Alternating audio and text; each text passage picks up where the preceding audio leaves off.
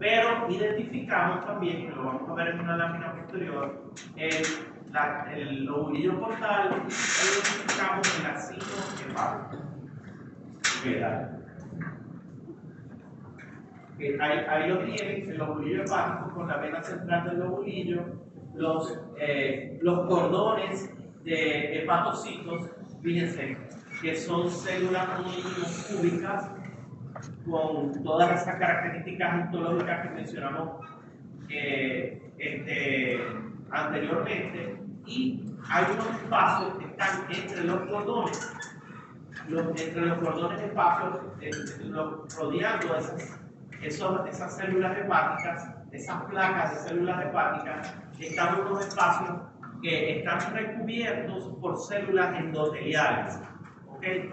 Esos espacios recubiertos por células endoteliales son los muy conocidos sinusoides hepáticos.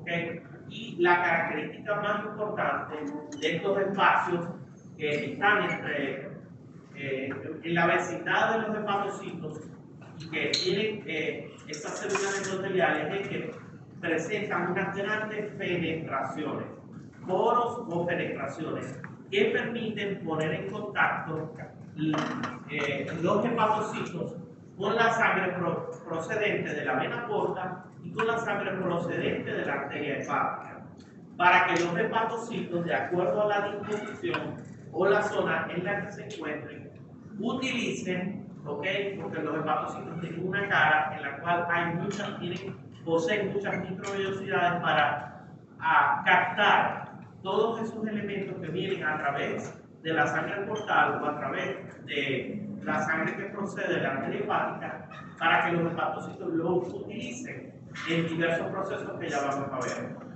Y gracias a a esa anatomía funcional de los sinusoides hepáticos, entonces es que los hepatocitos pueden ponerse en contacto con la sangre procedente de la vena porta y de la arteria hepática para utilizar los diferentes sustratos que vienen allí. Por ejemplo, utilizar los macronutrientes, los hidratos de carbono, utilizar las proteínas, ¿okay? Los fármacos, ¿okay? O otras sustancias que puedan las hormonas, también llegar hasta allí bacterias o gérmenes que proceden del intestino. Entonces, esos sinusoides van a tener esa característica de permitir ese contacto con el hepatocito. Además, fíjense, cuando uno de los poros del hepatocito con otro polo del hepatocito adyacente, que es el polo biliar, es el polo biliar del hepatocito, es la cara del hepatocito que tiene como unos surcos o unas hendiduras en las cuales identificamos unos transportadores. ¿Por qué? Porque el hepatocito, una vez que produce las sales biliares, va a expulsar esas sales biliares a través de esa cara biliar. ¿Ok? La cara biliar de un hepatocito se va a unir con la cara biliar del otro hepatocito, formando el conducto biliar, que ahí se ve, fíjense, se ve en color verde, por donde va a drenar inicialmente el principal producto exocrino que elabora nuestro hígado o nuestro lobulillo hepático, que es la bilis. Ese conducto biliar inicialmente está solamente recubierto por las caras biliares de ambos hepatocitos. No tiene ningún epitelio en su interior. Así, cuando la vía biliar, va progresando la vía biliar hasta que llega a una zona en donde la vía biliar empieza a cambiar.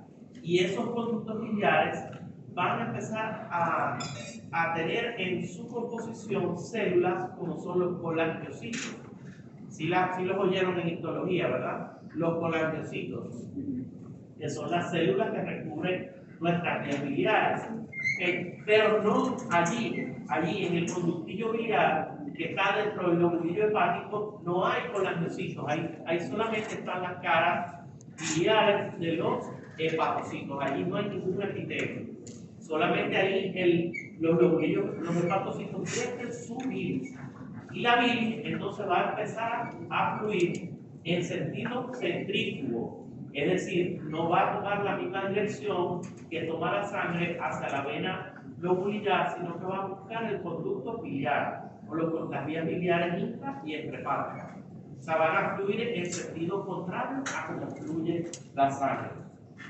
Además, encontramos unos espacios que se llaman espacios o zonas perisinusoidales.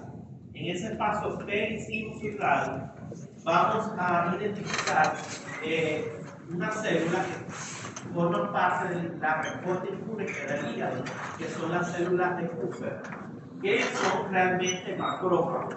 Las células de Kupffer son realmente macrófagos, son células que tienen poder de presentación antigénica, tienen poder de fagocitosis y otras cosas. Es decir, que nuestros macrófagos hepáticos son las células de Kupffer y están localizados aquí en esos espacios perisinusoidales.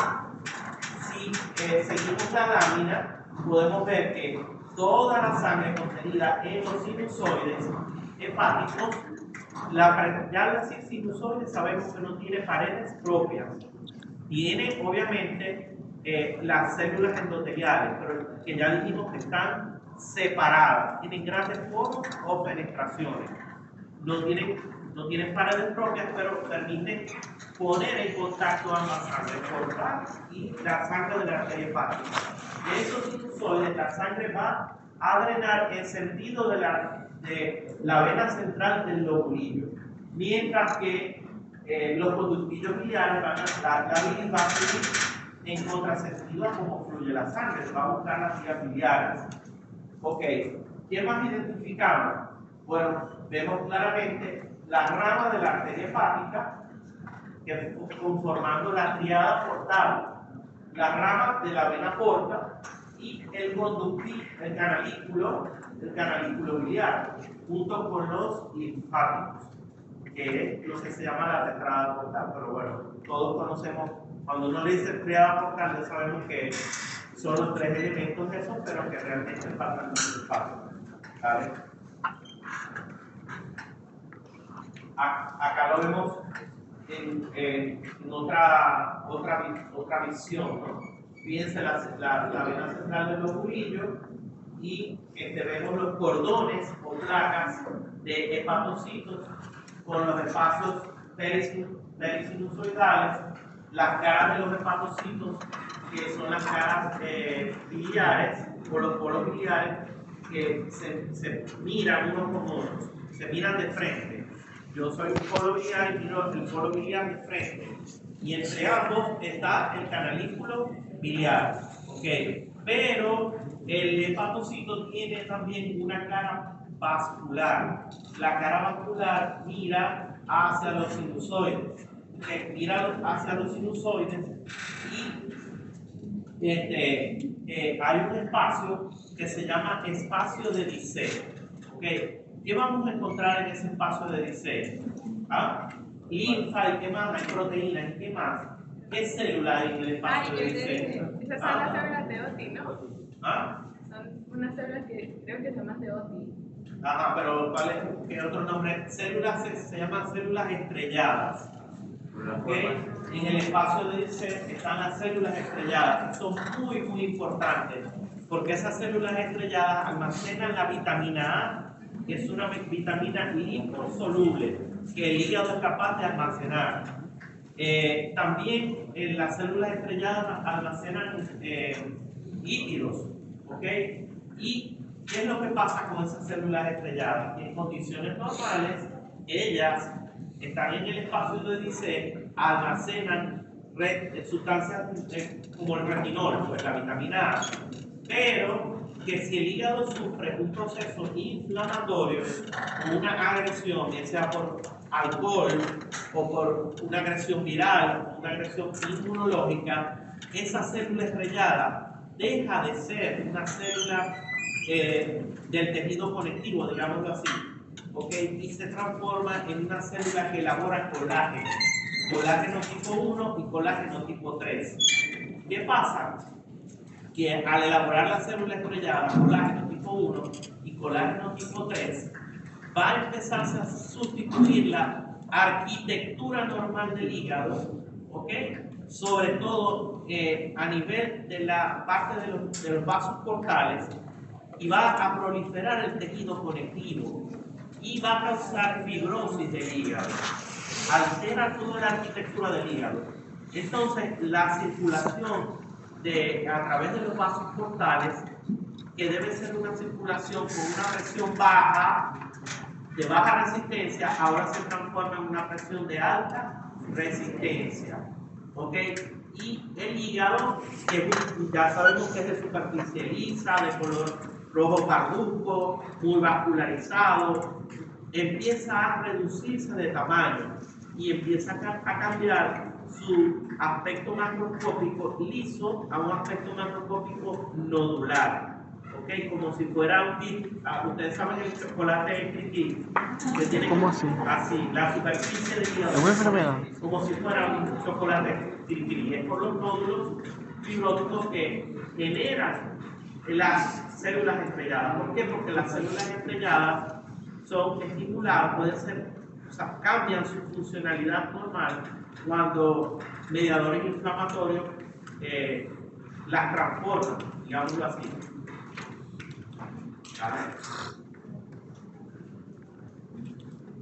Bueno, ahí tiene no sé, un dibujo, un diagrama, no sé, para entender lo que es las tres estructuras de las que hablamos. En primer lugar, el hexágono, ¿okay? El lobulillo hepático. Fíjense que está formado, fíjense la fórmula que tiene 6 lados, y en cada punta, en cada vértice, está el espacio portal, o la triada portal, donde están los 3 elementos que dijimos. Tuviéramos un señalador o algo así. ¿Ok? Rodeando aquí a la vena centrolobulillar. A la vena centrolobulillar. Fíjense que la estructura del lobulillo hepático tiene, vemos la confluencia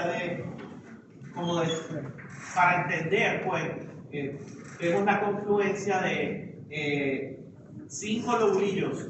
5 lobulillos hepáticos, y al ver esa confluencia podemos identificar la otra estructura que se llama lobulillo portal. El lobulillo portal tiene otra forma, no de forma hexagonal, sino de forma triangular. Y esa forma triangular está dada por la unión de 3 venas centrolobulillares que están contiguas, porque tiene que haber una reunión de 3 lobulillos hepáticos, ¿ok? Con las 3 venas centrolobulillares para dar la forma del lobulillo portal. Y por último, hay una estructura de forma romboidal que se llama acino hepático. El acino hepático, no sé si lo ven aquí, él va a estar formado en su eje más largo por la unión de 2 venas centrolobulillares, ¿ok?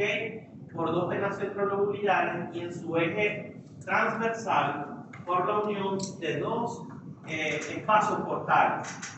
¿Qué pasa con el acino hepático? El acino hepático tiene mayor importancia para entenderlo desde el punto de vista funcional. ¿Ok?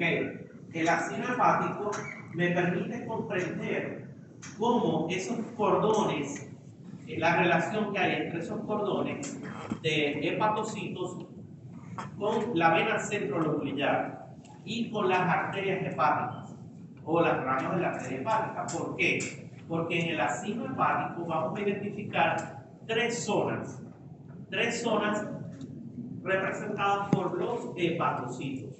Una zona 1, fíjense, una zona 1 que está mucho más cercana a las ramas de la arteria hepática.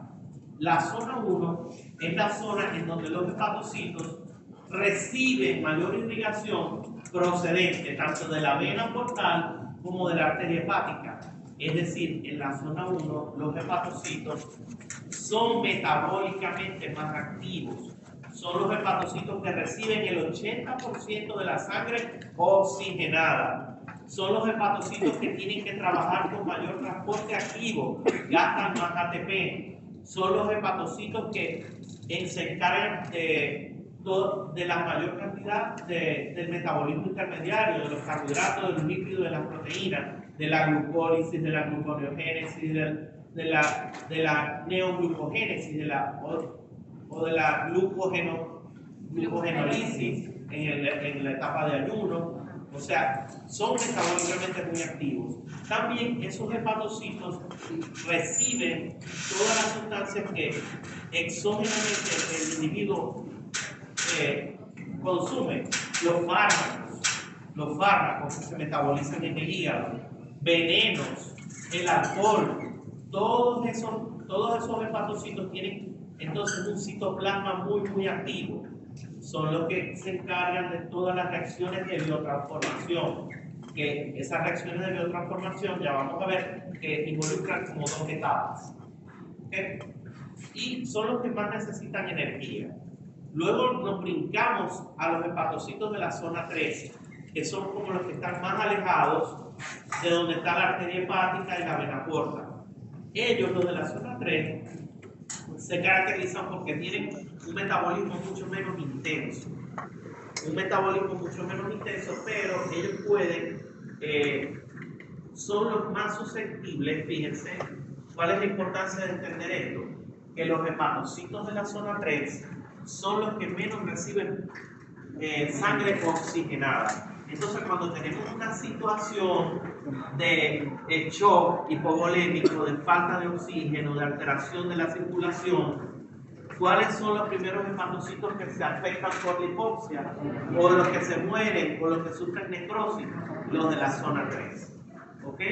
También los hepatocitos de la zona 3 pueden, en ellos se pueden depositar sustancias que los de la zona 1 y la zona 2 han transformado hasta una etapa intermedia y llegan a depositarse en los hepatocitos de la zona 3. ¿Okay? Por eso se habla del ácido hepático. Entonces, ¿cuál es la importancia de entender el concepto del ácido hepático? Es la zonificación. La zonificación funcional de los hepatocitos. Zona 1, zona 2 y zona 3. ¿Vale? Ajá, ahí lo tienen. Fíjense que está el ácido está en el eje transversal. Fíjense que está delimitado por la vénula hepática. Hay una vénula hepática y una vénula hepática. Y en su eje longitudinal está en relación con la tríada portal. Y cuando lo vemos, tiene una forma romboidal con las diversas zonas. La zona 1, ¿okay? Zona 2 y zona 3, en relación con los vasos sanguíneos, con la perfusión y con su metabolismo. ¿Vale? Ok, entonces cuando vamos a analizar las funciones que realiza el hígado, bueno, ahí nos podemos detener y pasar mucho tiempo, pero en general es un órgano que ya dijimos que es muy vascularizado, que recibe aproximadamente el 25% del gasto cardíaco, recibe 1500 ml por minuto de sangre, es muy vascularizado. Además, eso le confiere entonces al hígado realizar procesos de filtración, ¿okay? de la sangre que procede de dónde, sobre todo de la sangre que procede del territorio esplánico a través del sistema porta. Filtración y también almacenamiento de sangre. Por eso cuando tenemos insuficiencia cardíaca que compromete el lado derecho del corazón o tenemos una situación de hipervolemia, ¿qué le va a pasar al hígado? Se va a aumentar de tamaño, va a haber hepatomegalia, porque el hígado tiene esa capacidad de reservorio sanguíneo. Además, es el órgano, junto con el tejido muscular y la grasa, pero más que todo el hígado, es el órgano donde vemos exhibido en su máxima expresión el metabolismo de los macronutrientes, tanto de los carbohidratos, los lípidos y las proteínas. También allí el hígado es capaz de ayudar a la excreción de diversos productos, sobre todo hormonales, las hormonas de naturaleza esteroidea se van a conjugar y se van a eliminar a través de los procesos de biotransformación que se dan dentro del hígado. Eliminación también de sustancias extrañas como fármacos y venenos. La función exocrina del páncreas, del hígado, la formación de la bilis, importantísima porque ya sabemos que la bilis es como si fuera el detergente de nuestro organismo, que hace las funciones de saponificación, emulsificación para la absorción de las grasas y también para la expresión de determinados productos como la bilirrubina. Depósito de vitaminas. ¿Cuáles vitaminas? Las vitaminas liposolubles. ¿Cuáles son? Vitamina B12 y la vitamina B12. Y depósito de hierro, porque el hígado es capaz de sintetizar una proteína que se llama ferritina, que es la forma como nosotros almacenamos el hierro. Además de elaborar ferritina, el hígado también forma una proteína que transporta el hierro. Una vez que se está degradando el grupo G, como lo vamos a ver, el hierro queda como libre, entonces es captado por la transferrina. Y la transferrina lleva ese hierro otra vez hacia la médula ósea para que sea reutilizado en la formación de hemoglobina. O lleva la transferrina, ese hierro, al hepatocito para que sea captado por la ferritina y la ferritina lo almacene.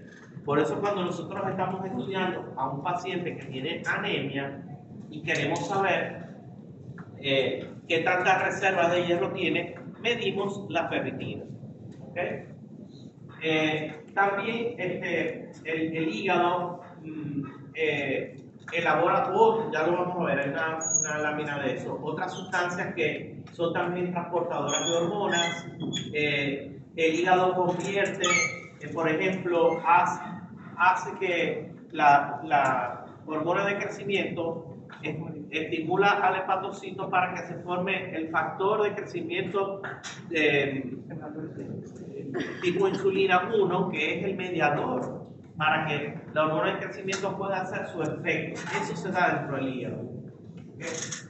Y fíjense, la síntesis de los factores de la coagulación.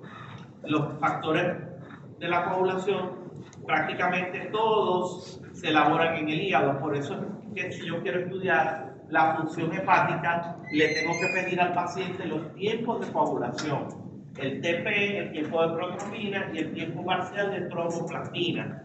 No solo, si a mí me preguntan, ¿para qué le estoy, si él está enfermo del hígado, ¿para qué le están pidiendo eso? Porque simplemente cuando yo evalúo la función hepática, yo tengo que evaluar la capacidad de síntesis del hígado. O sea, midiendo los tiempos de coagulación, estoy midiendo la capacidad de síntesis del hígado. ¿Okay? Después les voy a explicar más sobre eso. ¿Vale? Entonces, fíjense, en el metabolismo de los hidratos de carbono y de las proteínas, de las grasas y de las proteínas, pues todo eso tiene que ver con la producción de energía de nuestro organismo, ¿ok? Y también con la transformación de un sustrato a otro. O sea, esa función se hace en el hígado. Por ejemplo, la producción de glucosa mediante la gluconeogénesis cuando estamos en ayuno y la glucogenolisis. Eso se da dentro del hígado. El consumo de glucosa por medio de las vías de síntesis de glucógeno. Cuando comemos, por efecto de la insulina, entonces vamos a depositar los carbohidratos que no utilizamos en forma de glucógeno. ¿Y dónde se da eso? Dentro de una función del hígado, la síntesis de ácidos grasos, el consumo de la glucosa para obtener energía a través de la glucólisis y el ciclo de Krebs. ¿Ok? Todo eso lo vamos a ver en el hígado.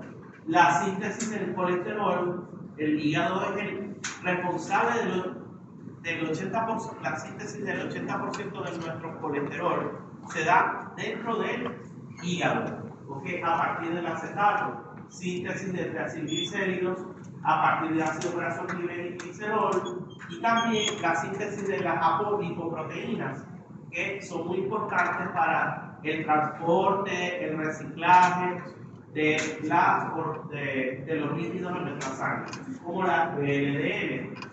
Además, el hígado, por eso si yo tengo una enfermedad hepática, yo puedo tener hipercolesterolemia y tengo más tendencia a tener placas ateromatosas, porque el hígado es capaz de captar el colesterol y los triglicéridos mediante un proceso de endocitosis.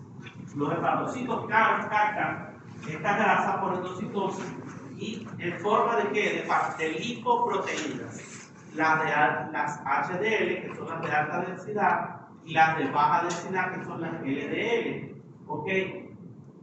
Para que posteriormente nosotros, esa grasa que no estemos utilizando, parte de ese colesterol que no estemos utilizando, puedan, bueno, primero el colesterol lo puedo utilizar para sintetizar hormonas de naturaleza esteroidea, para estructurar la membrana celular, para formar las sales biliares, pero va a haber un excedente. Ese excedente puede excretarse a través de la bilis. ¿Ok? También nuestro hígado es responsable de utilizar los ácidos grasos libres en exceso en situaciones de ayuno prolongado o en ausencia de insulina para beta-oxidarlos en el interior de la mitocondria y producir los famosos cuerpos cetónicos. Se elaboran dentro del hígado. Además,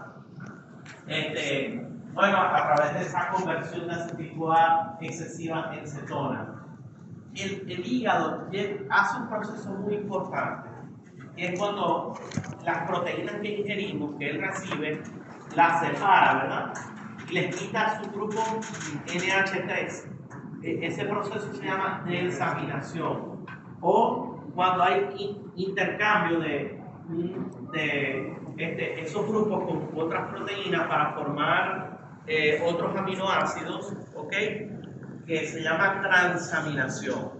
La desaminación y la transaminación se dan dentro de los hepatocitos. Ese proceso de desaminación de los aminoácidos va a llevar a la formación del amoníaco, ¿ok? Y a la formación del famoso amonio, que como es tóxico en nuestro organismo, debe entrar en el ciclo de la urea, ¿ok? Al entrar en el ciclo de la urea, entonces va a perder ese poder de ser tóxico. Por lo tanto, el hígado, tenemos que saber que es el sitio fundamental en donde generamos a partir de las proteínas esa urea, ¿ok? Si el hígado deja de funcionar y los hepatocitos se enferman, se mueren, el proceso de desaminación se altera y ese amoníaco comienza a acumularse, ¿ok? Exacto, y se forma el famoso amonio, que lo medimos en la sangre, que cuando se acumula es neurotóxico, actúa como neurotransmisores excitatorios.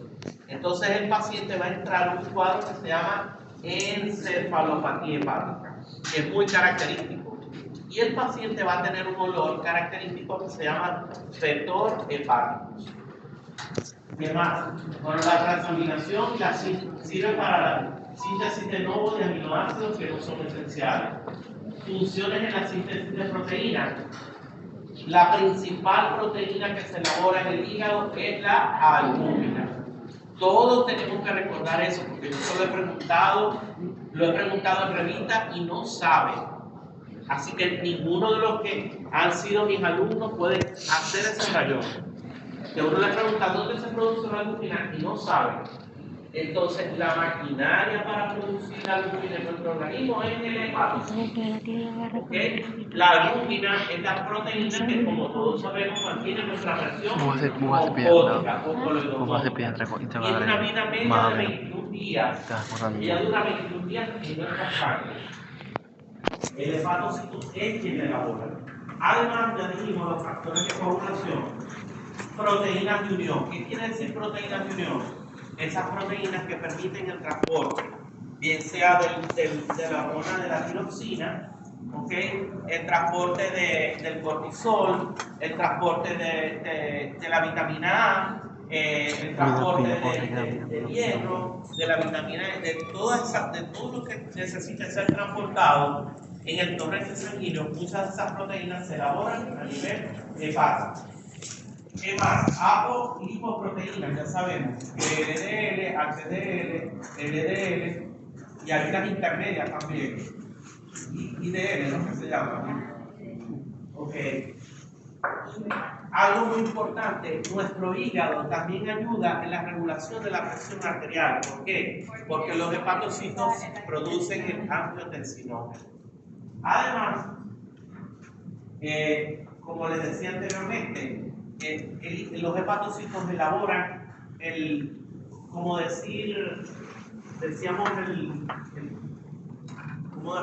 quien hacía las acciones de la insulina era el sustrato receptor de insulina, ¿no? Bueno, quien hace las acciones de la hormona de crecimiento es el factor de crecimiento tipo insulina 1. Entonces, ¿quién lo elabora? El hígado. Entonces, también participa en el crecimiento. Factores de solubilización, transporte y almacenamiento. Bueno, aquí viene lo que son las biotransformaciones, detoxificación de fármacos y tóxicos mediante reacciones de biotransformación que llevan 2 etapas. Una fase que se llama fase 1, en donde lo característico de la fase 1, y deben recordarlo, son las reacciones de óxido-reducción. Ahí hay enzimas oxidasas y oxidorreductasas que transforman los fármacos a metabolitos inactivos o a un metabolito intermedio que va a ir a una fase 2, una etapa 2 en el proceso, que también es realizada por enzimas. Eso, Era uno que quitaba y después. Exactamente. Y van a ver que estas enzimas tienen una característica de que algunas son más de farmacología, que algunas son enzimas inducibles. O sea, la presencia de un sustrato en cantidades abundantes va a activar un cierto grupo de enzimas que no solamente van a transformar ese sustrato, sino otros. Entonces, cuando combinamos los fármacos, eso es importante para farmacocinética. Cuando combinamos fármacos que tienen metabolismo hepático, puede ser que uno de esos fármacos induzca las enzimas que metabolicen a los otros fármacos que el paciente está recibiendo. Entonces va a haber una interacción farmacológica.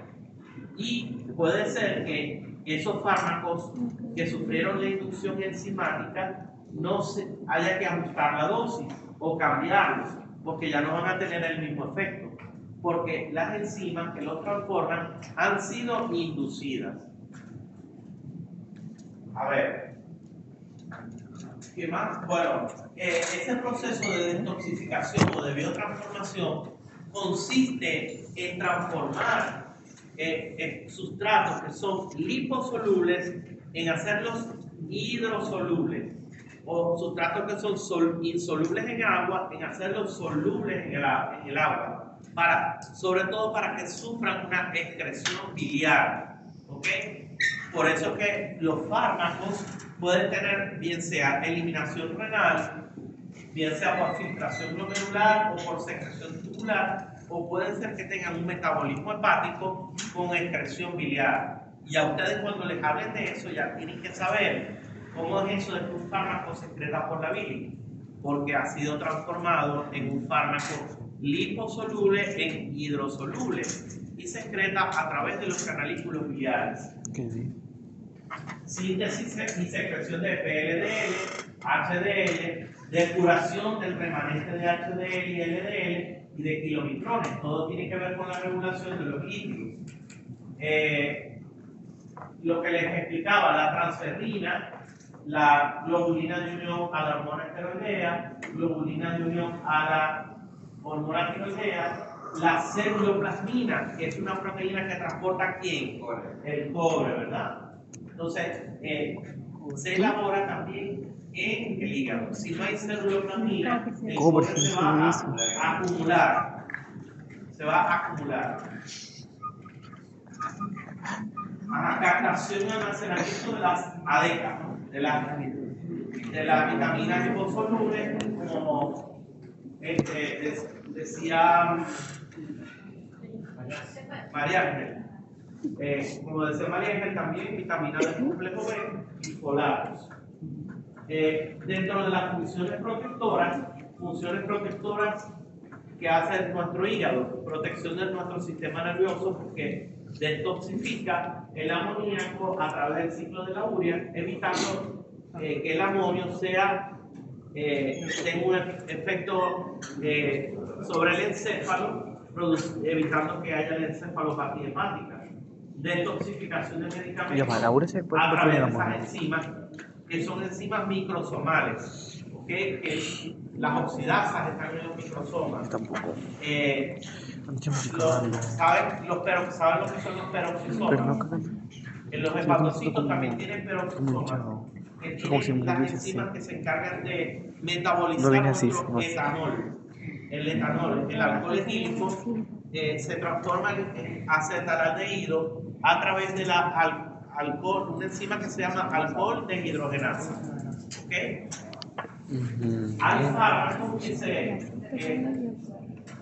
por lo menos el fármaco que más usamos en nuestra vida, que todo el mundo lo toma, ¿cómo se llama? El acetaminofén. El acetaminofén tiene metabolismo hepático. Oh my gosh, ¿Okay? Hay intoxicaciones por acetaminofén. Ajá. El hígado produce glutatión. El sitio de producción de nuestro organismo de ese elemento que nos ayuda, nos protege contra los radicales libres, el glutatión se elabora en el hígado. Como dice, síntesis y exportación de glutatión, depuración de células y proteínas dañadas, hormonas, fármacos, etc. Depuración de bacterias y antígenos que vienen de la circulación cortada. Bueno, ya de esto hablamos, pero es importante que lo veamos en la lámina. Ya falta un cuarto para las 5. Fíjense cómo la célula, el hepatocito, es una célula polarizada, con una diversidad de funciones. Acá podemos ver una parte A, en donde se explican los mecanismos de secreción de los ácidos biliares. ¿De dónde se forman los ácidos biliares? ¿Cuál es su precursor? El colesterol. ¿Qué usan para conjugarse? La glicina y la taurina. Ellos son expulsados. Bueno, primero fíjense, acá tenemos un hepatocito que en una de sus caras laterales tiene muchas microvellosidades.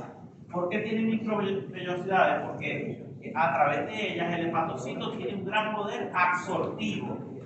Fíjense, los ácidos biliares que vienen por un mecanismo de circulación enterohepática, que lo hablamos cuando hablamos de absorción. ¿Se acuerdan que decíamos que las sales biliares se reabsorbían en el hilo distal, puede ser por difusión o por transporte activo? Bueno, esa circulación enterohepática le va a proporcionar al hepatocito esos ácidos biliares que van a sufrir su síntesis a través de ese retículo endoplasmático, la conjugación con la glicina y la taurina para formar el 90% de los ácidos biliares.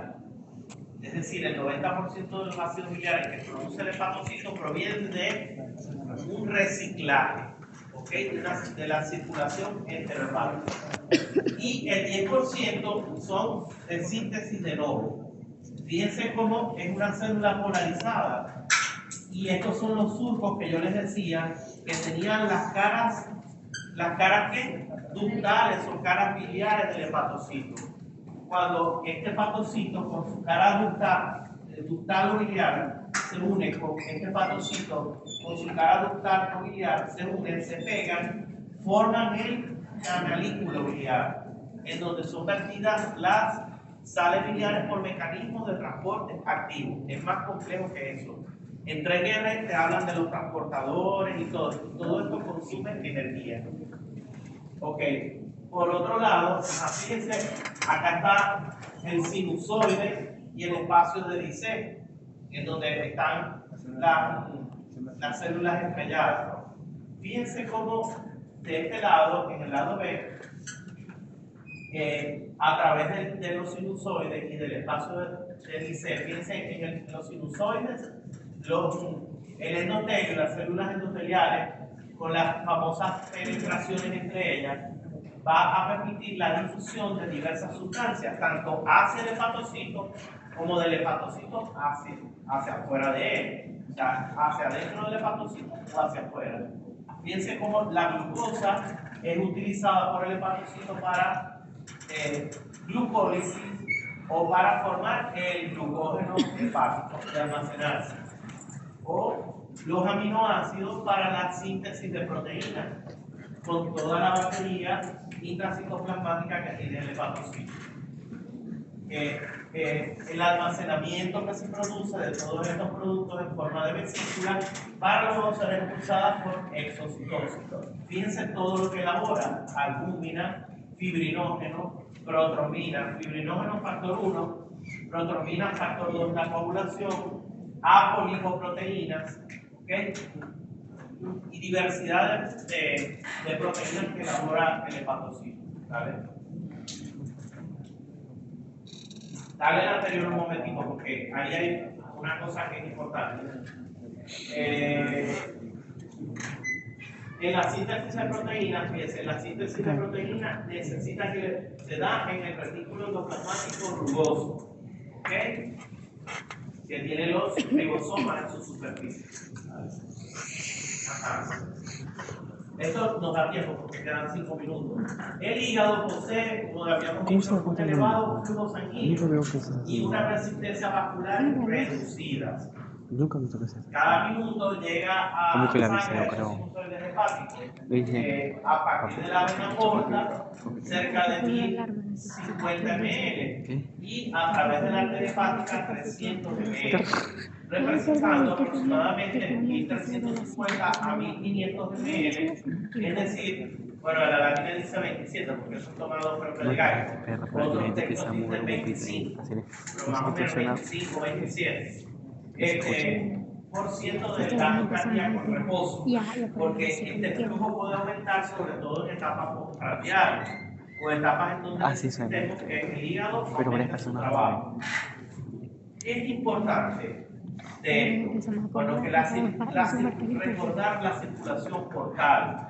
¿Cómo está conformada esa circulación portal? Vamos a ver, Ronald. Por la arteria mesentérica superior. ¿Cómo se conforma la vena porta? Se forma a través de la vena esclénica y la vena mesentérica. La vena mesentérica. Vena esclénica, vena mesentérica. Ajá. Formando la vena. El tronco de la vena porta. El tronco de la vena porta, ok. ¿De dónde viene entonces ese territorio? ¿La sangre viene de dónde? Del intestino, del vaso, de grandes estructuras del sistema del territorio abdominal. Claro. Si es blanco. ¿Qué es lo que no? ¿Cuál es el macronutriente que generalmente no está en la grasa, verdad? ¿Qué no está aquí? Las grasas. Aquí no está. Ok, muy bien. Entonces, para que ese sistema venoso, esa circulación portal tenga una característica muy importante, que maneja presión baja. Ahí dice 9, pero nos vamos a recordar 10 milímetros de mercurio. Para 9 a 10 milímetros de mercurio, 10 es como el número más bajo. Un sitio de primera yo me proponía. Y hay textos que hablan de 10 también. Segundo es más difícil. Salida por la vena esclénica, obviamente, para su salida del hepatocito, tiene que haber una presión más baja para que pueda haber un gradiente. ¿Okay? Entonces, cuando esa arquitectura, se activan las células estrelladas, se forma colágeno y se altera la arquitectura del hígado, también los vasos portales van a reducir su luz y van a aumentar su resistencia.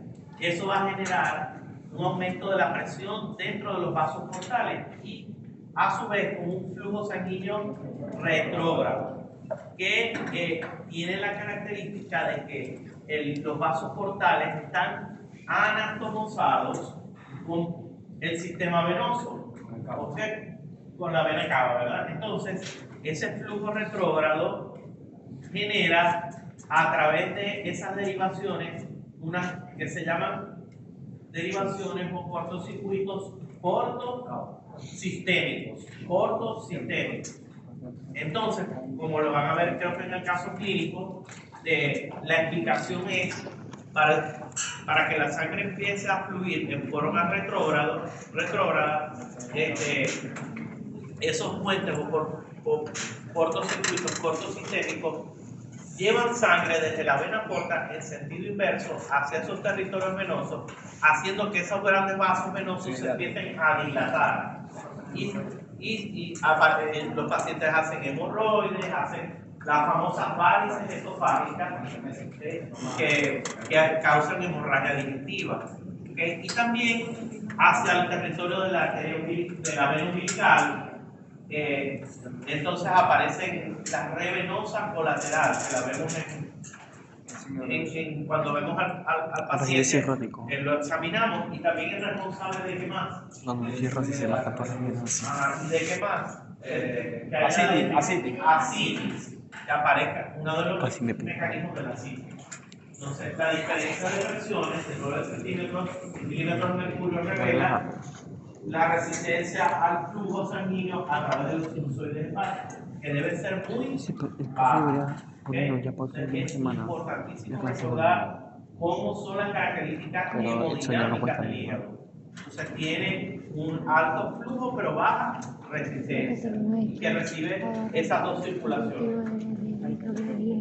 Cuando las células estrelladas se activan y el hígado se vuelve cirrótico, entonces fíjense cómo el parénquima adquiere ese aspecto nodoso y los vasos sanguíneos, el contorno de los vasos y la sangre portal comienza a encontrar obstáculos para fluir a través de esos vasos portales y a través no logra alcanzar el hígado.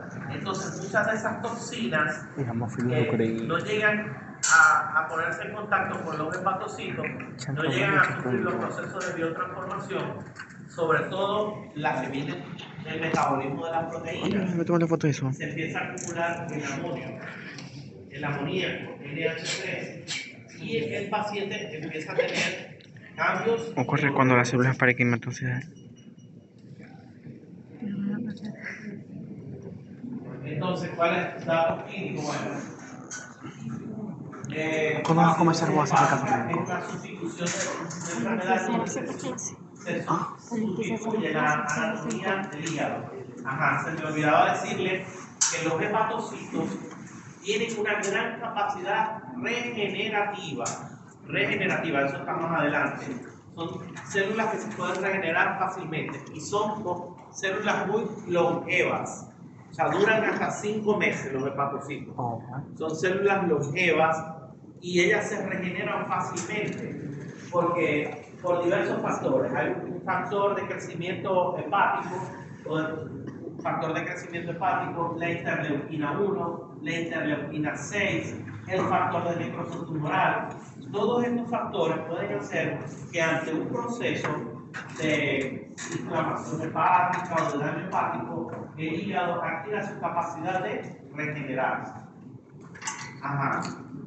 Fíjense, en este caso clínico vemos un paciente que tiene un abdomen globoso, aumentado de tamaño, con esa visualización de vasos en su pared, que se llama red venosa colateral, y probablemente cuando lo exploremos va a tener que está arriba tampoco. Va a tener un signo semiológico que se llama onda líquida.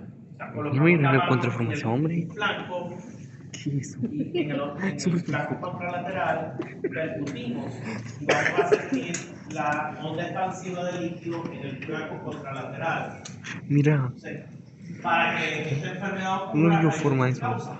La causa principal es el consumo excesivo de alcohol. Además de eso, también hay otras causas como de causa inmunológica o el acúmulo de grasa dentro del hígado que se llama esteatosis hepática. causas tóxicas como la exposición prolongada a la gasolina, que es el tetracloruro de carbono en la gasolina, hidrocarburos. La infección por el virus de la hepatitis C, muy importante, muy importante, porque el virus de la hepatitis C es un virus de ADN que, como sabemos, es intracelular, se replica dentro del hepatocito y permanece en forma de latente, en forma de cronicidad. Entonces, la hepatitis C, si no, el paciente no hace la seroconversión. ¿Sabe lo que es la seroconversión? Cuando se elaboran los anticuerpos de tipo IgG, ¿okay? Que son anticuerpos protectores contra una parte del virus que se llama antígeno de superficie. Porque el antígeno de superficie, si yo no elaboro anticuerpos contra el antígeno de superficie después de 6 meses, entro en una etapa de cronicidad. Y el virus de la hepatitis B, es una de las causas de cirrosis hepática y de carcinoma hepatocelular. También el C, que puede haber con infección. Bueno, y diversos procesos que afectan las vías biliares. Fíjense cómo vemos las escleras de la paciente que tiene un color amarillento, que se llama ictericia por el depósito de la bilirrubina en las mucosas y en la piel. El paciente también tiene edema que deja el signo de Godet, es decir, deja fovea. ¿Por qué? Porque la presión osmótica está disminuida, porque no tiene está hipoalbuminémico. Probablemente va a tener también sangrado, porque sus factores de la coagulación van a estar alterados. Si es un varón va a tener signos de hiperestrogenismo. ¿Qué más puede tener ese paciente? Coluria, exacto. ¿Qué más? Ascitis. ¿Qué más puede tener? Encefalopatía y muchas otras cosas que las van a ver cuando vean esta enfermedad hepática crónica. Dale, no, ya terminamos, pero para ver qué quedamos.